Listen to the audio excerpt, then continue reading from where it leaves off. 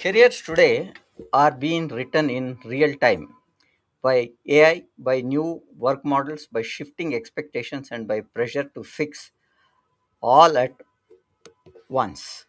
Earlier than ever, the real edge isn't certainty, it is intention, choosing with clarity, learning from speed, and building reputation that travels with you. Why now? Audience don't need more motivation, they need decision frameworks, real examples, and human conversations that connects experience with fresh perspectives. So they can move from confusion to confidence. Tonight we will hear three voices in the same room. The moderator being me, Neeraja with a mentor lens on career architecture, and Sneha with a high clarity lens on skills, data, and modern professional reality. Before diving to the topic, we'll have a small video about power of knowing.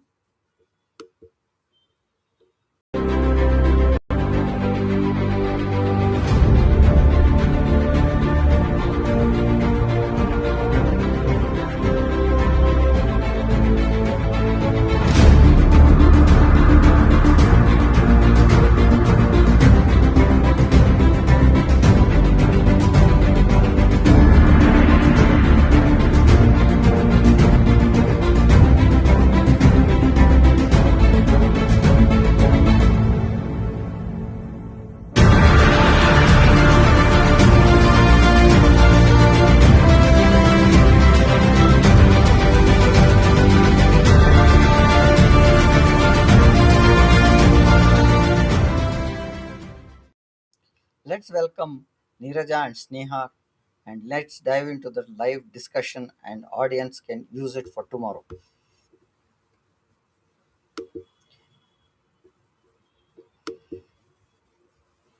Hi Neeraja ma'am. Hi Sneha. Welcome to our podcast. How are you today?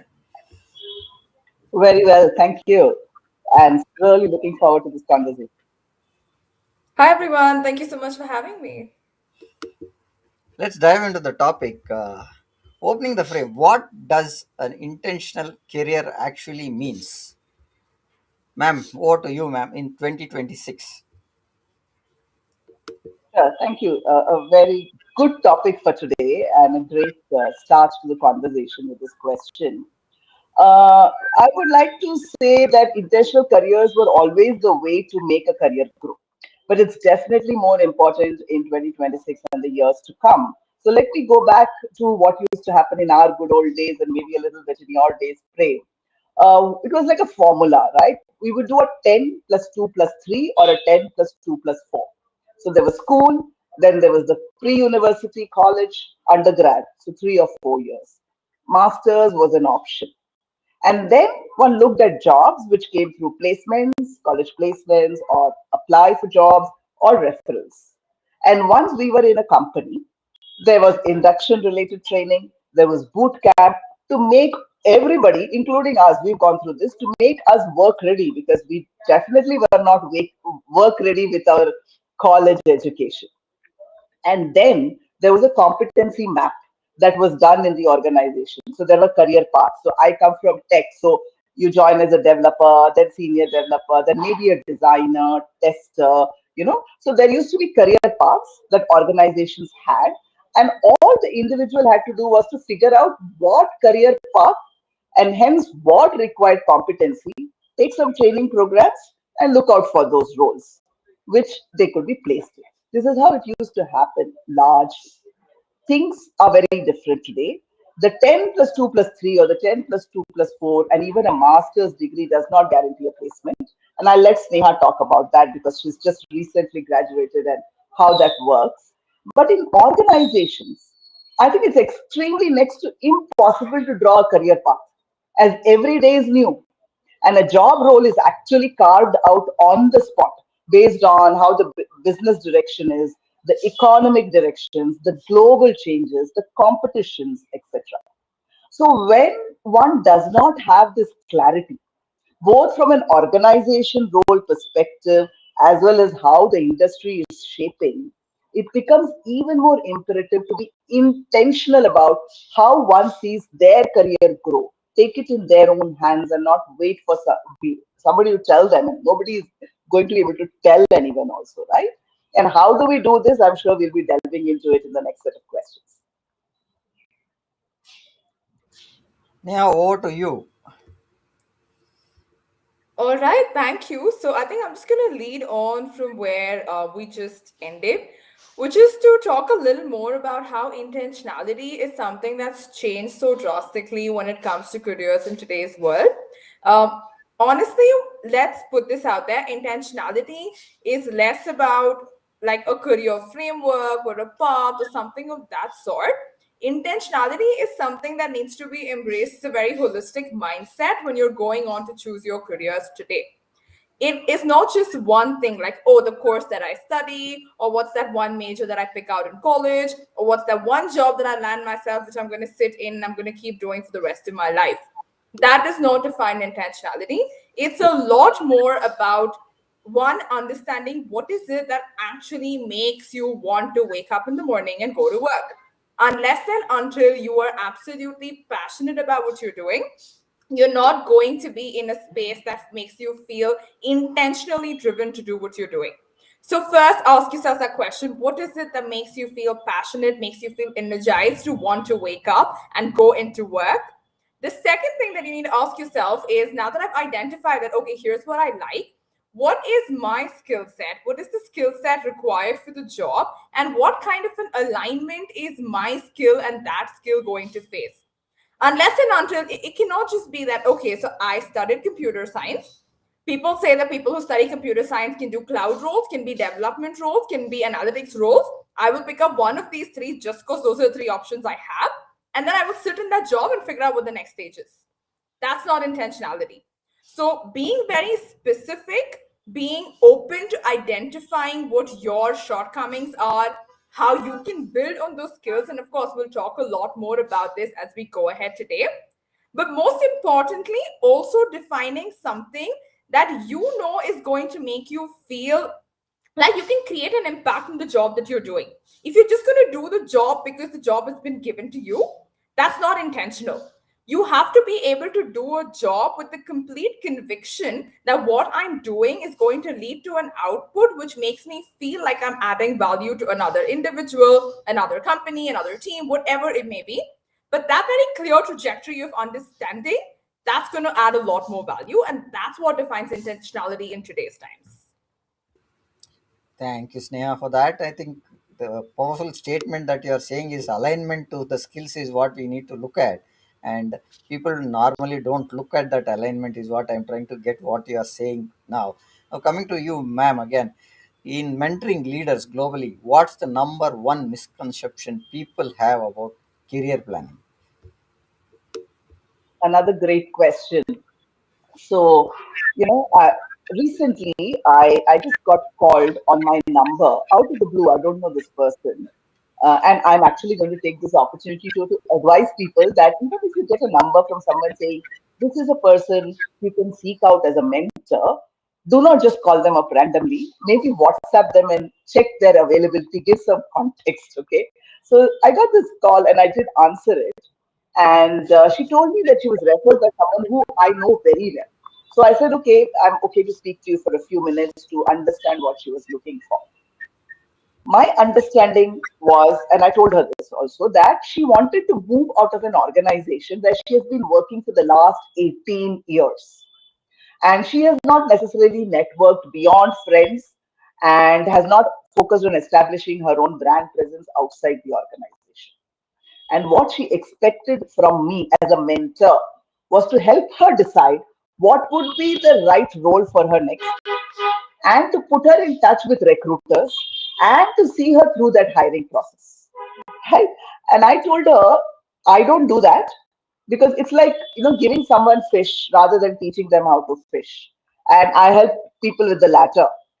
So I can definitely guide her as to how she can build a network, a brand presence. I can help her in assessing the different kinds of roles that she sees coming up, right? And see if they would fit her with the experience that she has. But I will not find a recruiter for her. I will not find the right job for her to apply. And I don't think anybody else will also do that. And if someone says that they will do that, well, I don't have much to say about it, right? Obviously, she did not sign up for a mentoring session with me because I said, I will not do what you want me to do. And this was after spending 45 minutes talking to me. And that is why I insist on booking a discovery call so that both parties can assess whether this mentor mentee pairing will work. And discovery calls are within 20 minutes. A 45-minute session is actually a mentoring session, okay? So, career planning is not somebody else's headache. If that is what people are thinking, a mentor will help you plan their career. Sorry, that's not what a mentor will do. It is the individual's responsibility. They need to figure out how they want to shape their career and then seek the required help to say, okay, I don't know how to network. How do I, establish my brand presence? Who all can I meet? Where are these opportunities, etc. So largely, it still sits with the individual. Over to you, Neha. Snehan, from a young professional lens, what does intention look like when world is changing so fast? Sure. So I'll again tackle this by referencing a few things. So when we're talking about intention in a world that's changing so fast, let's first get one thing clear. The world will have a lot of rapid changes. It's been happening for a while. It's going to continue happening for as long as we're going to keep having careers now. But what's more important is you defining intention for yourself. Your intentional career is the decision that you make and you stick to, and not something that's going to keep changing because the world chooses to change. Of course, you will have to pick up newer skills in order to be able to keep pace with the things that the world is going to move into. But a definition of an intentional career as a young professional, as a mid professional, irrespective of where you are in your journey, is something that you define for yourself. So if you're going to enter the workforce today, the way you will have to approach this is very clearly and simply articulate and document for yourself, saying, okay, here's what I want to do, here's what I'm passionate about, here's where my skills lie, here's the impact that I want to create. Once you answer these questions, you then move into the next space where you say, all right, so in this particular job role of mine, here's the career growth path and trajectory that I carve out for myself. You cannot wait for somebody to make that path for you. You cannot say, oh, my manager will tell me, here's what I need to do in 2 years, next role, 5 years, next role. That's not how it works. And you will then, for that path that you've carved out for yourself, actively explore, research, and keep working on upgrading your skills to make sure that you are in pace with the world's advancements while you're still chasing the career path that you've set out for yourself very intentionally. That's the difference. Amazing points. Now, what we are saying is bridge both, define intention as values, direction plus choices, plus evidence, not bridging planning, invite 30-second personal story from each. So I think that's what an intentional career isn't straight line. It's a clear compass is what we are trying to drive here. And with that, I think what decisions they take are chosen for the next role. It's an options that are very clear for them to take, right? So the decisions, how do you choose your next role when options look similar? Neha, to start with you, then I will take it from Man. All right. So again, I'll give you this from a very personal experience because just having gotten into the industry about 2.5 years ago, and knowing that the space out there is so competitive and there's so much that's happening and there's so much to do out there, the way I will recommend from personal experience is, even if there's so much out there, everything looking very similar, people claiming, so everyone's going to have the same title. Five different companies, five different domains, everyone's going to have the exact same title. The job descriptions look similar. People on LinkedIn are saying the exact same thing. How do you figure this out? So, what's worked for me, and I can vouch for this continuing to work, is speak to people who do what you want to see yourself doing. Put yourself in the shoes of another person. Ask them, what does a day in your life look like? Go ahead, understand what that looks like, and see if that aligns with where you want to see a day in your life looking like.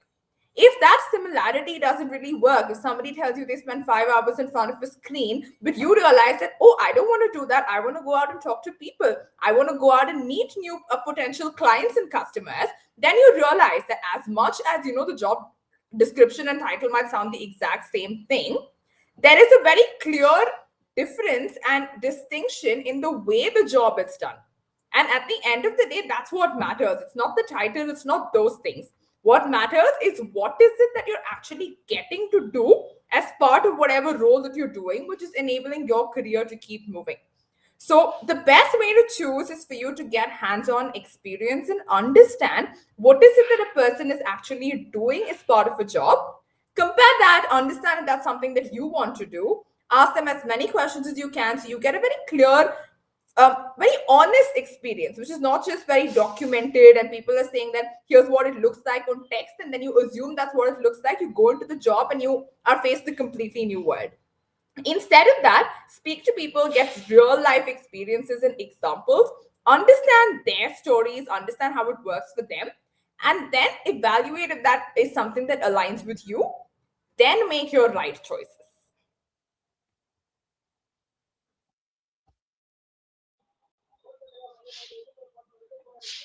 Prem, we aren't able to see you.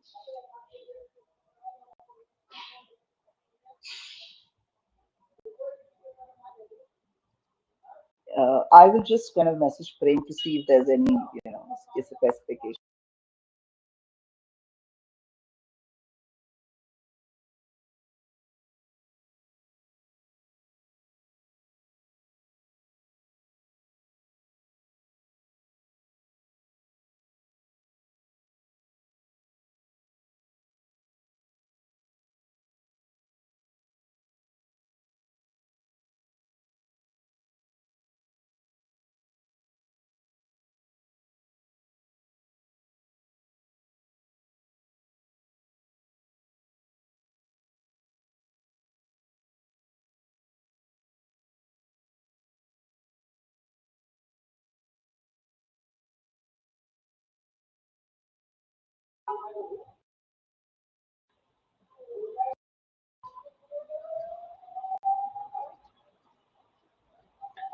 So Prem is going to rejoin because there seems to be a network issue. I just wanted to Got kind it. of add on to what Sneha said just now, right? Because I'm sure Prem would have wanted me to add on this one. A great way of explaining how do you choose one's next role, Sneha. Let me give from my own story, which is of course many years ago, but I think people can find some relevance in that today also. So many years ago, when I was in ANZ, I was in the technology division of ANZ, largely managing project deliveries. What happened was there was a team, and organizations keep doing these restructures, right? So there was a restructure, and the business unit head, where we were working, he felt that there is no need for a leader, a team leader, to have in-depth domain skills, in-depth technology skills, as long he or she was able to lead the project delivery. So every few months, he would make a shift. He would, kind of move Nirja from team A to team B. And then after some days, team B to team C, right? This was still okay. There came a huge restructure where actually I was moved out of that particular business unit to another business unit. And why it upset me so much was in this particular business unit that I had worked for so long, I had set up a team from scratch. It was the first 24 bar 7 production support team that we had established. Now, this is many years ago. So things like that didn't happen in India. So it was a huge responsibility and it wasn't an easy thing to establish a 24 bar 7 production support out of India. I established that, all the hurdles I had to kind of, go through. And then finally, when things were, looking up and going smooth, this restructure happened and I was moved into another business unit and I was really upset. So when I went and asked the business unit, why is it that you moved me out? He said, no, see, I think the other business unit lacks leaders. And I felt that, they would be, it would be good for them to have you as a leader. So I moved you out. Now, it may be true, it may not be true, but anyways, I was very disappointed. So I started thinking as to what is it that I should do so that people can't just move me around, right? So what is it that I should have in me? Now, it could be one could be domain skills because I was working for the ANZ Bank, so maybe I should have extensive domain knowledge of the bank, and I didn't want to really go deep into banking. So maybe then I should have really depth of technology, which is something that is expected, but then technology changes every other day. And I wasn't looking at myself as a deep technologist, right? I really wanted to kind of grow in the hierarchy of leading strategy and things like that.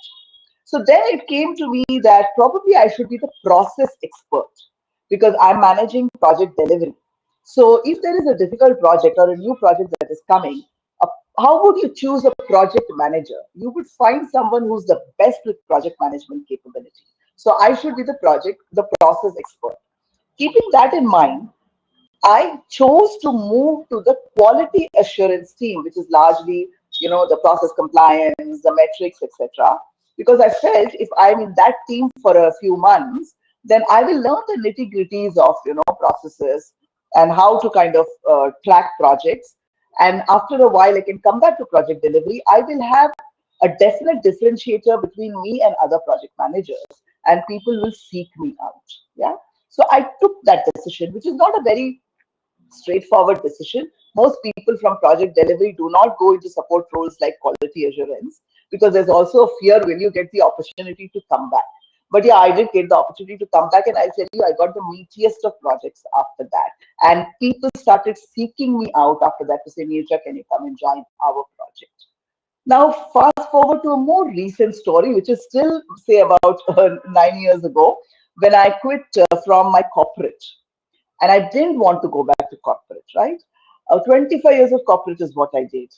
But I had heard somewhere in one of the conferences that I attended for women on a career break, the speaker was saying that if you, for example, before your career break, you were doing, say, Java programming or something like that. I'm again speaking technology, but you can kind of extrapolate it to what you do. Then, after a break of 2, 3 years, again, you're starting to look for a tech role, a programming role. You're narrowing your options because these kinds of skills can always be learned, and definitely in today's day and age of AI, skills can be learned. What are non-transferable skills are more capabilities, softer aspects like stakeholder management, problem solving, team management, communication, and things like that, right? So start looking for roles where these are required. Doesn't matter which industry they come from. It could be a very different industry that you were working in before. And you suddenly open up the basket of opportunities and you will align better. So when I left my corporate job, I actually went to head a not-for-profit foundation.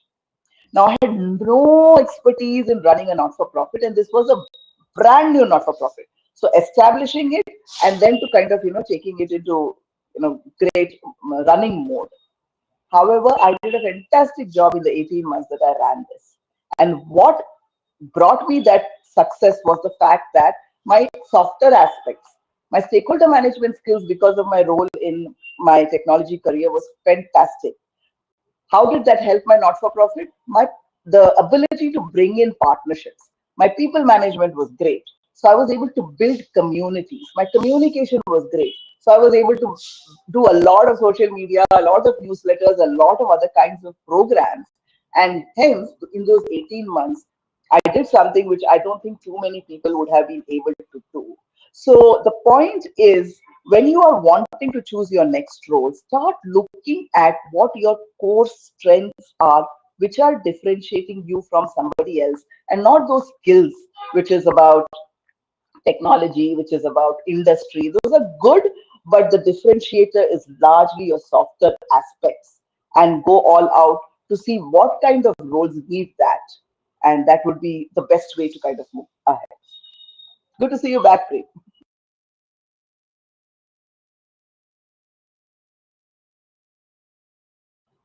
Prem, are you able to hear us?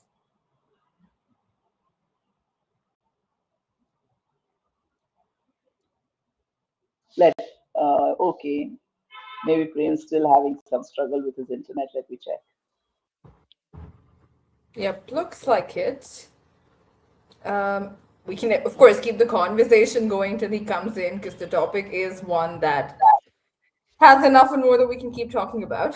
Yeah, so Sneha, I think one of the points that Prem had mentioned that he would like us to talk about was when you have plenty of options, or even if two or three options, right? And they all look very similar when you want to choose your next role. How do you go about making that choice? I mean, do you have any thoughts on that? Sure. I do see Prem is back, so I'm going to give him a second just to see if he Yeah, wants to jump in. Prem, can you hear us now?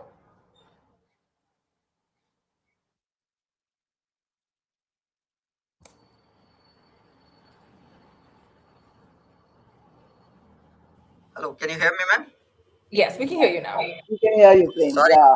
there's a very bad network that's happening here in the venue that I'm having. Sorry for that. Come to our No next issue. question. Yeah. So, if you had to pick three skills for Neha, I'm talking two hard skills plus one soft skill for the next 12 months, what are they? All right. So, again, so I think when we're looking at skills, right, demarcation of skills is usually something that we see very well when it comes to people finding their jobs and things like that. But I will spend a little longer talking about the soft skill element as opposed to the hard skill element. I will tell you what's important from both angles, but then I will also say that, like we listened to in the previous story that Nija was just saying, the soft skills are a lot more important because the soft skills are more defining from an individual to individual standpoint. So if you had to ask me for recommendations in terms of skills, in terms of hard skills, this is just a no-brainer. You have to know to use AI. There is just no way out of that at this point.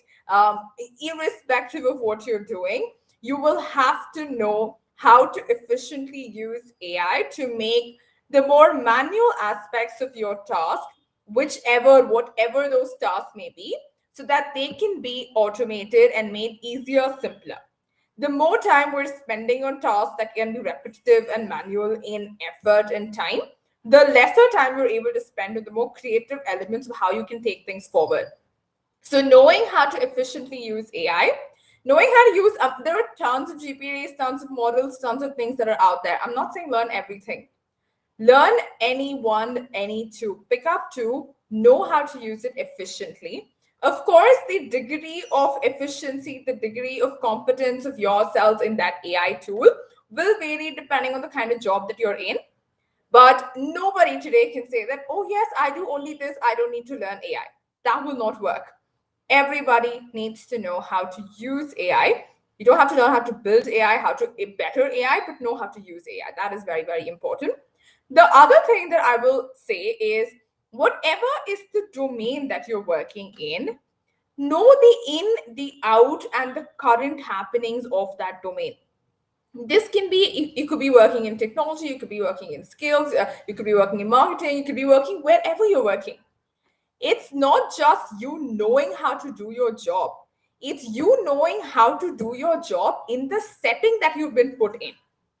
So, your understanding of a domain and a functional area is extremely important for you to make sure that your actual expertise, your technical skills, your core hard skills are being adapted in a way that that particular domain requires you to showcase it. So, make sure that these are two things you're very, very good at when it comes to hard skills.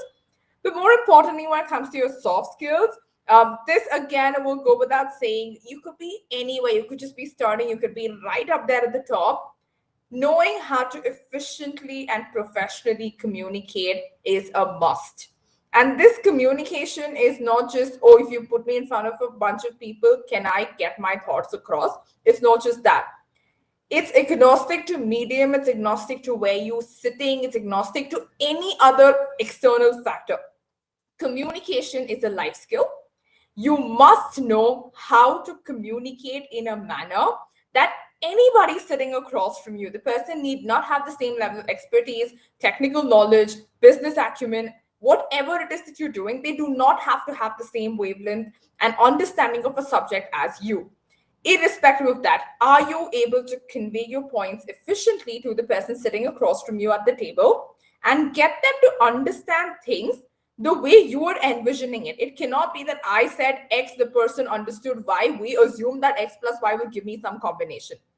You have to be able to clearly communicate. That is the first thing. And you asked me for two, Prem. I'm going to give you three because I think all these three are absolutely paramount to today's world.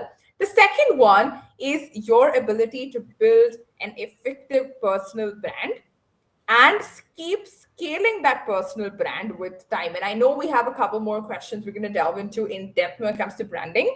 But remember that when it comes to building a skill, people who keep talking about all the other skills that look very fancy and nice to have, but your personal brand is what's going to help you showcase all those skills to the world. You can have 50 skills, but if you don't know how to show those skills to people out there who matter, unfortunately, in today's world, it's not very effective. You cannot just say that, okay, I'm very good at my job, I'm going to keep doing my job, and somebody will discover me. Everybody out there is really good at their job. That's just how this world is. You need to know how to be able to effectively own your voice, have your unique, authentic voice, and put yourself out there, and also keep scaling that brand with you. A brand cannot be stationary. And the third thing is change management and adaptability. In a world that is so rapidly evolving and growing, it's very, very important for all of us to know how to quickly keep tackling newer changes that are coming. And the most important thing to focus on here is your ability to learn, keep learning, but more importantly, also keep unlearning in that process. If you're just going to keep on adding, it's going to become a chaotic clutter. You need to know how to subtract what's not important so you can add what's important and make that something that's actually relevant for today's times. So, just to reiterate, the first thing is effective professional communication. The second is to have a personal brand, one that's authentic and speaks to you, and one that keeps growing with you. And the third thing is for you to know how you can unlearn and relearn in such a manner that you can tackle change and be more adaptable. Yes, that was my five skills. You asked me four, but those are the five which I really think people should have.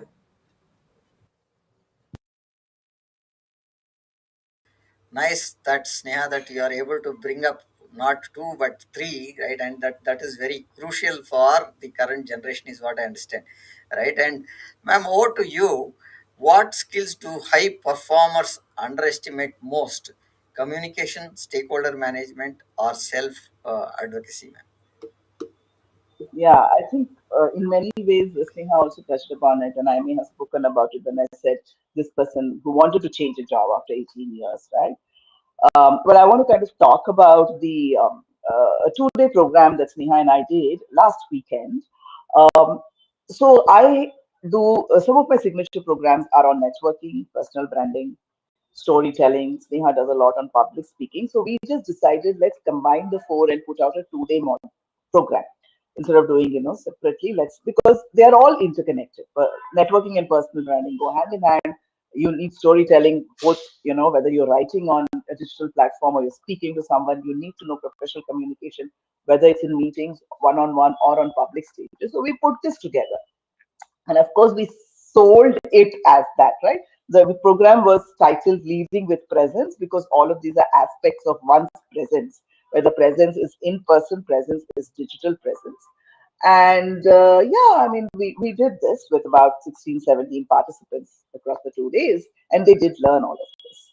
But what actually struck me was we had a very diverse group. We had young professionals who probably a couple of years into the industry. We had someone who's retired from their mainstream career and is looking to do second innings. There were entrepreneurs, there were freelancers, there were people who were on a career break. From large corporates, people have gone to startups. It was a mixed bag, okay, and everybody didn't really give these aspects importance in throughout their life, and hence they are part of this program. And their aha moments of realizing that this is so important came through. But the conversations which were happening were not about I learned networking or I learned branding. The conversations that were happening when people were saying this was a very good program was about it's just elevated my confidence today. Because the minute you're part of a large network, you know that you can always look up to people here, there, and they will start looking out for opportunities for you if you have built a good brand presence. Your brand speaks for you. You don't have to do the talking. Opportunities will come seeking you. When you are feeling a bit low because something happened yesterday or this particular sudden layoff has happened, you can always start thinking of your past achievements and start narrating that stories to people to say, it doesn't matter today I'm not in a role, but this is what I achieved in the past. And the way you're able to communicate it with, the right punch and the right impact, people left the room with such high levels of confidence.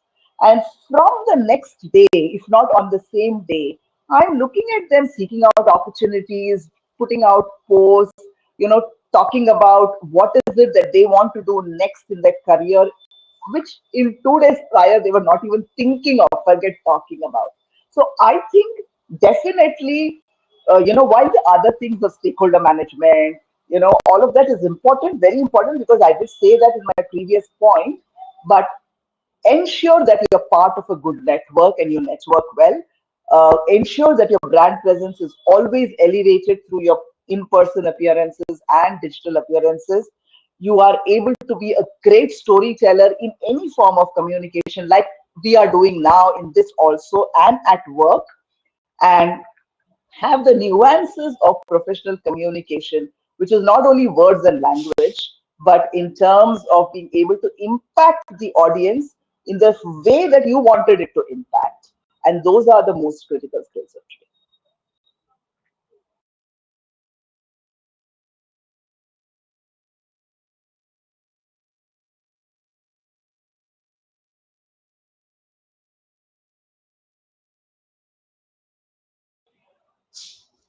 Prem, are you able to connect?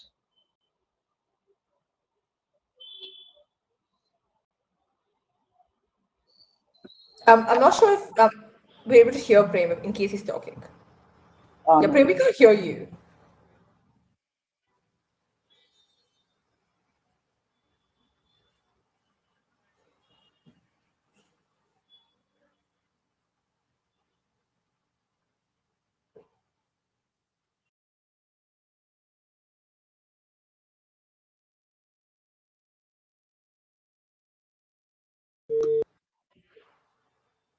We can't hear you too well, Prem. We're not able to hear you now.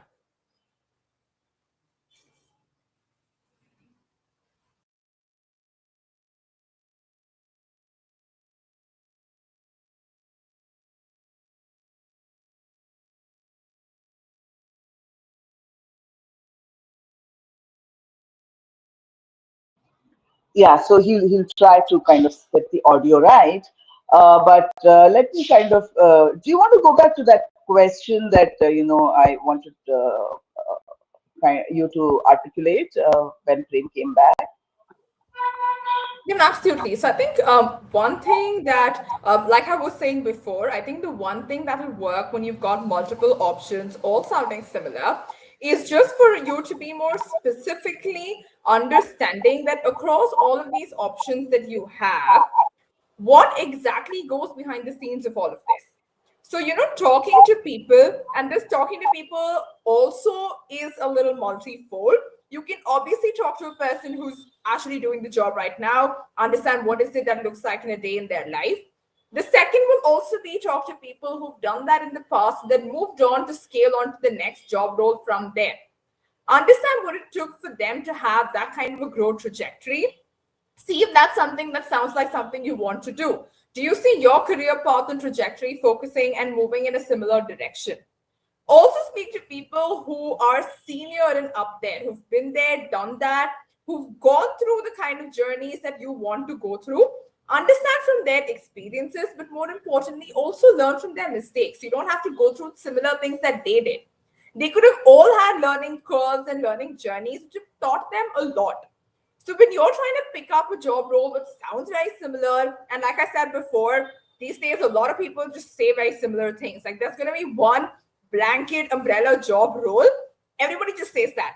But then now with that one particular title, we have no idea what's going on under behind those scenes. So the most important way to make these choices, personally, I've done this and I know it works, and that's probably why I'm going to keep talking about this and recommending it. Is be very clear. Reach out to people in that space. Ask them what is it that they do. Ask them to be very candid and have conversations about what does a day in their life look like. Understand what kind of skills they utilize. Ask them what they actually do on the job. Like it can be as simple as tell them that I know that a developer job in this particular domain means I am coding. I get it. But be more specific. You are coding to do what? What kind of problems are you solving? What does whatever you're building for? What kind of impact is it creating? Where is it actually going to be used in the entire journey? Get as much information as you can, because the more informed you are, the better your chances of making an actual intentional choice which aligns with your skill sets and your passion.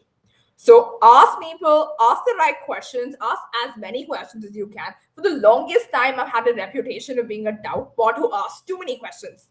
Trust me when I tell you, it's never been a negative. Like people might just look at you saying, "Bhai, bahut sawal poochti hai," but it's okay. At the end of the day, you're getting your answers. So ask those questions, because nothing can beat real life experiences and stories when it comes to you making the right choices for yourself. Absolutely. So ask them. Ask is, what is the worst that can happen? People will not respond, and then you, of course, go and ask someone else or somewhere else. But do ask, because that's the best way to make the choice. Prem, glad to see you back. At a conference where the network is very bad, and I'm what has happened today. And uh, Not an can issue. we look at yeah, I wanted to understand one point that was mentorship versus sponsorship. What should people seek when and when? So, starting with you, ma'am, then I'll take it from Sneha to respond. Sure, great. I think both are important, and both has its place, and it's not either or, right? Both are important. So let me explain first what is mentorship, what is sponsorship. So mentorship, I think most people understand. You need some guidance. There is a current issue or a challenge they're going through, or there is some aspiration that you have and you want to move on and move ahead. So you feel that it is good to get some guidance, and you seek out mentors either because you met someone somewhere or there is a mentoring platform available. You seek out mentors through them, or your own organization offers you mentorship. So you kind of have those questions answered. But they are largely, there is a problem, there is an aspiration, let's work on it. It's for a particular duration. Maybe it's just one-off conversation. I'm having this problem, or this is what I'm like. Yesterday, or day before, somebody reached out to me saying that she was in the HR field, and then obviously because of some layoffs, she didn't have the HR role. And while she was trying to find the HR role, she knew her passion was in the space of art. So she started doing some venture around the space of art, which she tried for a couple of years with a friend and all of that, but didn't really sustain well. So now she's wondering whether she should start looking out for HR roles, or she should still, focus more time on trying to further her art venture. So she said, "Can I have some time?" And I have obviously, kind of spoke to her. So that's mentorship. Guidance in real time, maybe one off or for a period of time, to resolve whatever you are going through now, or to kind of get past whatever you don't know how to get past. Okay. Sponsorship is basically people who sponsor. What is the term sponsor? If you look at the word sponsor in any other context, somebody is sponsoring a particular match. What do they do?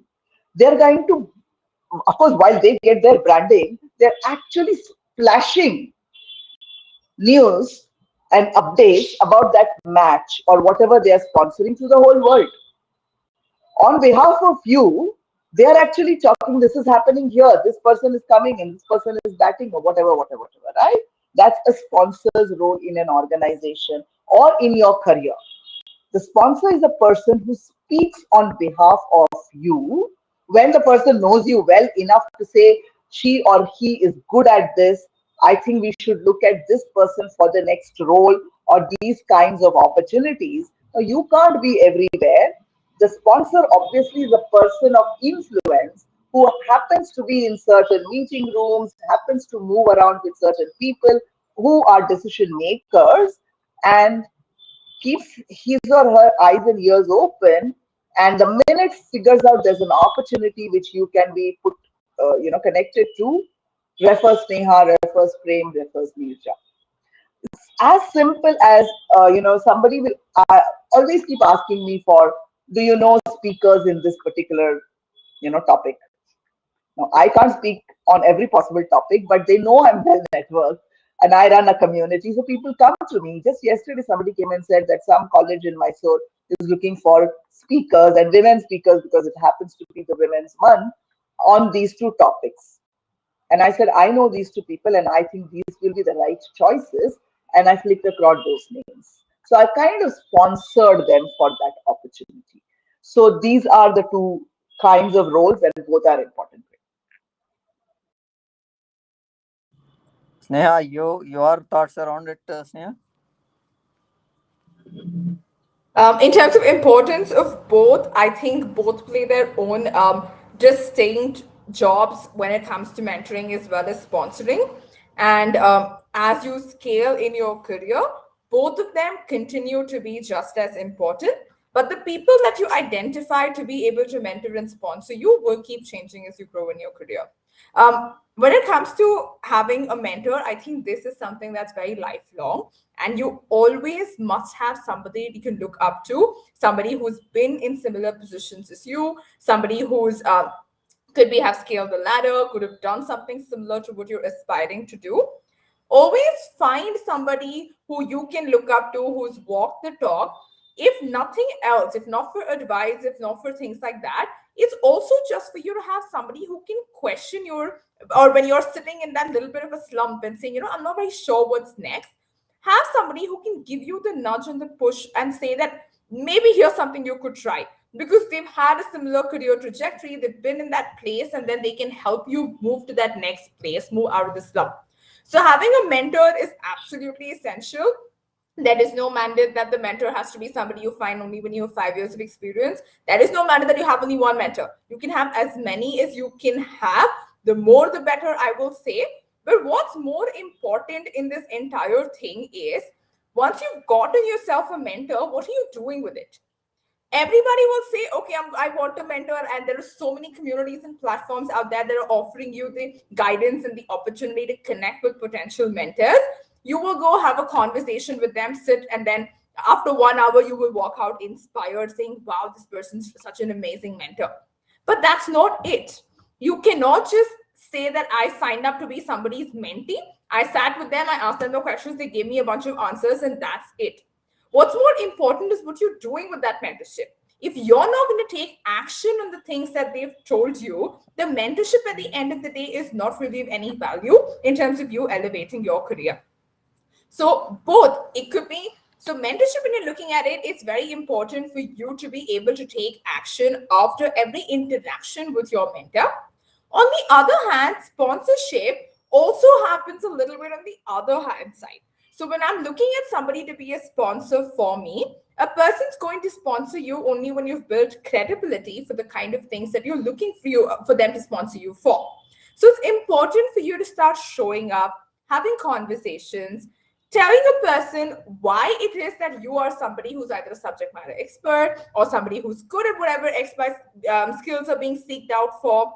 It's important for you to establish that credibility and visibility in the eyes of a person, so they can consistently remember you when opportunities come up. The definition of a sponsor, very simply, is an individual who will speak for you positively in rooms where you're not present. That by default is the definition of a sponsor. And the only way a person can speak positively for you is when you've built that image and credibility over time.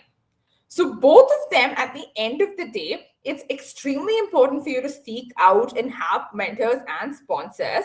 But at the end of the day, the result from the mentorship and the sponsorship comes down to you.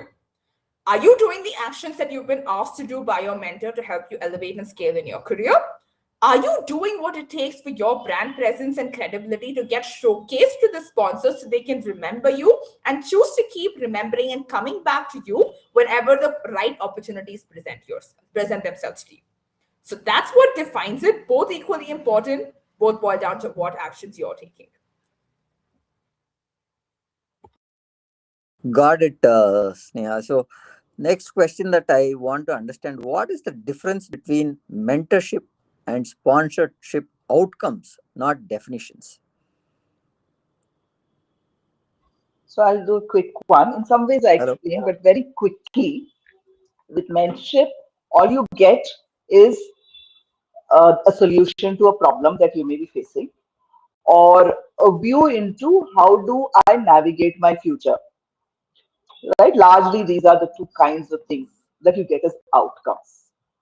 Us, and the mentor doesn't have to and may not necessarily be able to put you across as the possible candidate for the next role, because that is not a mentor's responsibility. The mentor's responsibility to help you through the current situation and job done. A sponsor, the outcomes from a sponsorship or a sponsor is that you actually get spoken about in various meetings, in various forums, and maybe some connections are made. Even if the sponsor is not able to get you through to a particular role, he or she is able to make some connections. Like today, Sneha, we had a fantastic conversation with Dennis Meggy, and what was he looking out for? Right? He said, I'm going to connect you with XYZ person, Sneha, because I think it's good to stay connected with this person. It just expands your scope of influence and the power of networks, as we already know. So, in some ways, he's acting as a sponsor, right? So, the outcome from mentoring is you will get a view into how to navigate this situation or how I can look at future. However, a sponsor is actually going to make connects or refer you, recommend you, and you're moving closer to that particular opportunity. Now, mentor can become a sponsor. The vice versa usually will not happen because the sponsor may not have the time and bandwidth for that. Sponsor has already seen you doing stuff and is just going to speak about you somewhere and move on. But a mentor could be your sponsor if the person is as influential as the sponsor is always.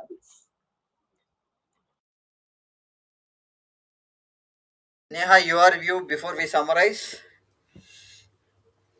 I think I did touch upon a lot of both of this in my answer, but I think I completely align with whatever was just said. And at the end of the day, a mentor is somebody who's going to help you get to that stage. And a lot of times, mentorship can also be a very prolonged, lifelong journey that you stick with and you keep going with. A sponsorship need not necessarily be, it could be, but it need not necessarily be. It could also be more specific one time actions where a person has had an interaction with you, understands something, remembers you, references you, and moves on. So that could also be something. But I will again circle back the fact that both are just as essential. What you're going to make out of it is what you're going to get from it.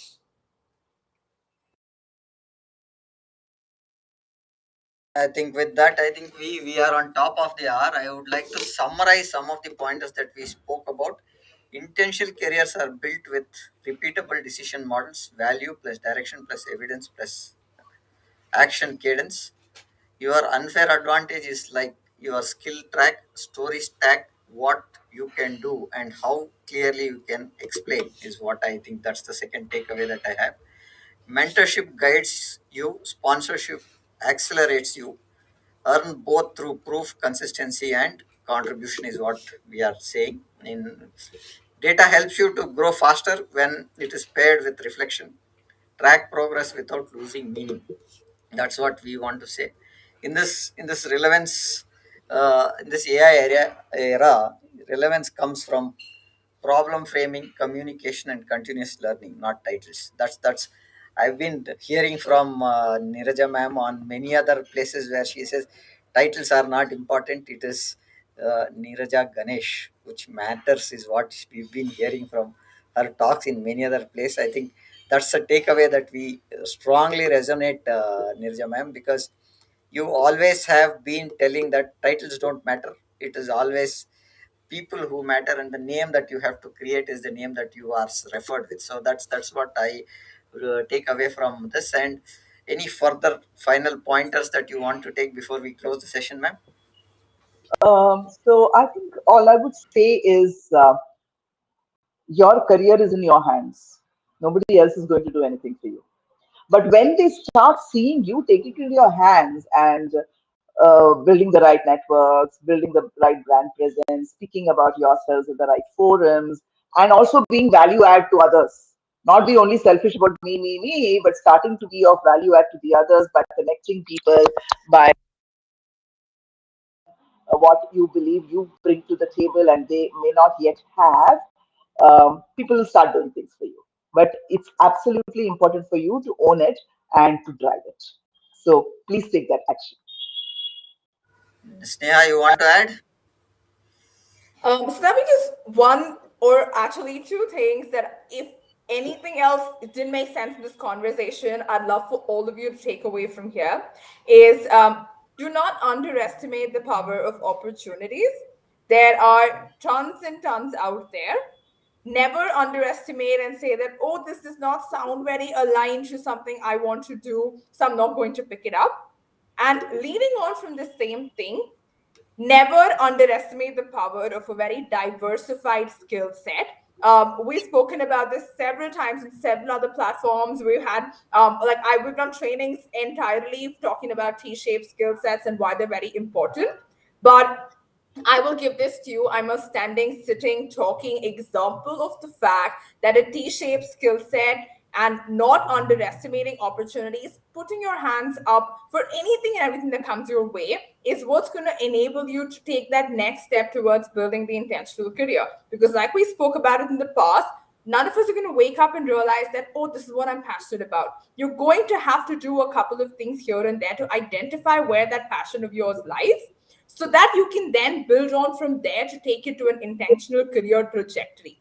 So go all out, say yes to opportunities, put your hands up and explore as much as you can, as vague and weird as it may seem to you initially. When I was in college, I've done the craziest of things. I've permanently known that I've loved math and data and that I wanted to have a career as a data analyst, which is what I do today. I have still had enough stints where I've done things like I've just sat and interviewed people. I've had the opportunity to plan finance and budgets and operational requirements for projects. I've done social media and content writing. I've done all of these things, and every individual of those opportunities gave me skills which have today helped form this holistic skill set that's enabling me on my career trajectory. So, yeah, if you don't take anything else away from whatever you just said, your personal brand, your network, and your ability to communicate well is paramount. And make sure that you're saying loud, wild, crazy yeses to all kinds of opportunities. And make sure that you don't underestimate the power of any one of them. Amazing. That's a strong statement, Sneha, that we are saying. And with this, Sneha ma'am, Sneha and Nirja ma'am, thank you for making this real three-way conversation audible. Can audience can apply and immediately do these activities. What we shared today is not just inspiration; it's practical operating system. Decide intentions and build right skills is what we wanted to say. And with this we would like to conclude our show today. There was some technical glitches from my side because I am in midst of a conference, and that conference there is no network properly, so I am sorry for what the technical glitches have happened. I think thank you Nirja ma'am and Sneha for filling the gap while I was offline, and it's always been a great help for having Nirja ma'am here to the podcast. And thank you for making the women episodes that we have started last 2 days. This is the second episode that we are doing, and we continue to do a lot of episodes all through this month. And it's been always great to have you people. There are some questions that are there on the chat which I am not able to bring it out because of the network issue there. We will respond on the chat and we will revert to the answers there, Nirja ma'am and Sneha. Thank you for joining, and with this we would like to conclude the podcast for today. And good day, and thank you. Thank you. Thank you, Have a great day. everyone.